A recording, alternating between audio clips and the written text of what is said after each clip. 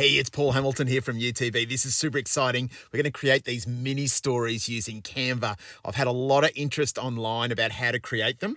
And so here's the tutorial. We're going to make these cool little mini narratives.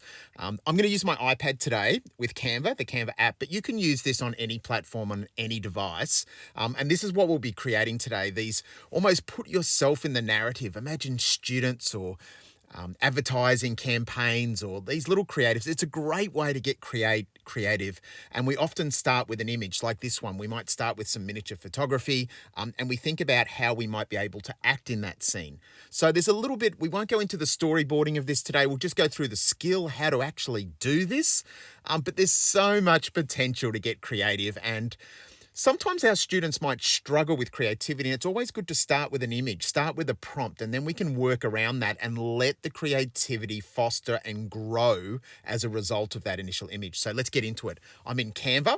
I'm going to select just a landscape design. You could do any sort of dimensions or any sort of template that you want. And what we're going to do is we're going to go to our elements and search for that inspirational kind of image. Now, you can see some of mine in my recent. I've got some kind of images here of little mini figurines and miniature photography. So how do you get them in Canva? Well, what you're going to do is in elements at the top there, you're going to go up and put in some keywords. Now, your students can come up with those words. I like to put in things like miniature, photography, figurines, Lego. You can basically put in anything you want. And because Canva's got that great database of both photography, but also videos, you're going to find some pretty cool stuff very, very quickly. Don't forget, you might also layer a video over a video. So it doesn't have to start with a photograph. It might actually start with a video, and you can kind of change and mix up your keyword search there as much as possible, which is super cool. You can see here lots of really inspirational kind of figures that we can actually prompt our photography or our creativity with our video going forward. So one of the things we need to look for is when you record your video of yourself, or the students do, you need to try and get the same sort of camera shot. So if I choose this one, let's go with this cookie, this food one. We've got these miniature kind of figurines. I'm going to make this really big so that you can see it. Got these little figurines, and we're going to put ourselves in that narrative. Now, I like this shot because it's really a kind of a mid shot, and it's kind of the same level as the photos that I'm going to take. So you can see here, these are some of the photos that I've taken, and they're nothing special. This is me sitting on a seat. I've set up my tripod and my iPad there, so I've captured it. And it's going to suit this scene really well. So you think about the photography, then you go out and actually shoot a little video with your students. Now, how do we get rid of the background? Oh, before I do that, you can see some other ones that I've done. I've uploaded them directly from my iPad. I've cropped them a little bit. You can see here, I haven't worried about green screen. No green screen required. I haven't got a lot of props, so it's just about me.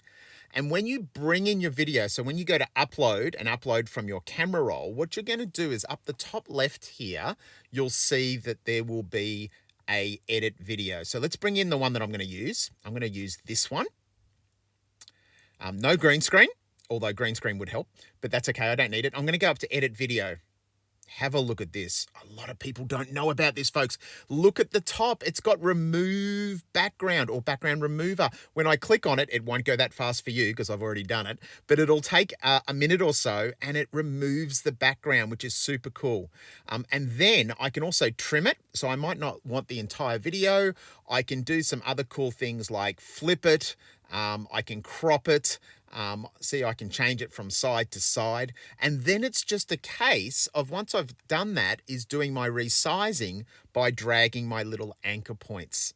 Okay, so you can see here, I'm going to pull in my little anchor points and make it really small, make it suit the scene, and make it almost as if I'm a figurine, but I've come to life. And you can see here. A little tip from me, always pinch on iPad or zoom in to get the accuracy that you want. Because what we want to do with this is position it exactly so it makes sense with the composition. So that's slightly off. You can see it doesn't quite look right, and that's because my positioning of the video is not quite right. So I'm going to zoom in. That's the tip from me. And make sure you then position it and resize it and have a little bit of a test. Remember, it's never going to be exactly how you want it the first go. do some resizing, position it, flip it round. That's looking a lot better than it was before, which is super cool. I might move it over there. How's it look over there? Not too bad. And don't forget, you can press play at the top at any stage to see how that's looking. So if I press play there, you can kind of see how that looks from a generic point of view in regard to the entire composition. Why don't we go back and just bring in another video and kind of redo that as well? If I go over to my uploads and I bring in one of these other videos, maybe it's this one of me yelling. Let's have a look at that. Oh yeah, that kind of makes sense because I'm kind of yelling at the people in the scene. So think about how you might act. I'm going to remove the background, resize, and for this one, I'm going to put it just on the floor. And you can see how beautifully it mixes in with the composition. So a tip from me, get your students to start with the composition, the photo or the video at the background, and then start to get some acting and start to get kids in groups and actually have them acting out a scene from that shot. So get it inspired by the actual shot itself. Another little tip from me is that you can alter and you can have the videos playing one by one or after each other or automatically or on loop. You can speed up the videos, which is super cool. So you could act out in slow-mo and bring it in and speed it up.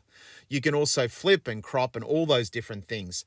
Canva is an incredibly powerful kind of multimedia type editing software that is underutilized with this sort of thing, especially on iPad, where you can take the videos yourself and bring them straight in all on the one device. So I'm going to download, so up the top right-hand corner, I'm going to download that file and see how it looks as a composition. Now, when I click on download, it's going to say, Paul, what's the type of things I'm going to download it as? What's the resolution and the quality? You can play around with that, but you can see how easy it is to bring in it. Let's have a look at the end result. How does it look?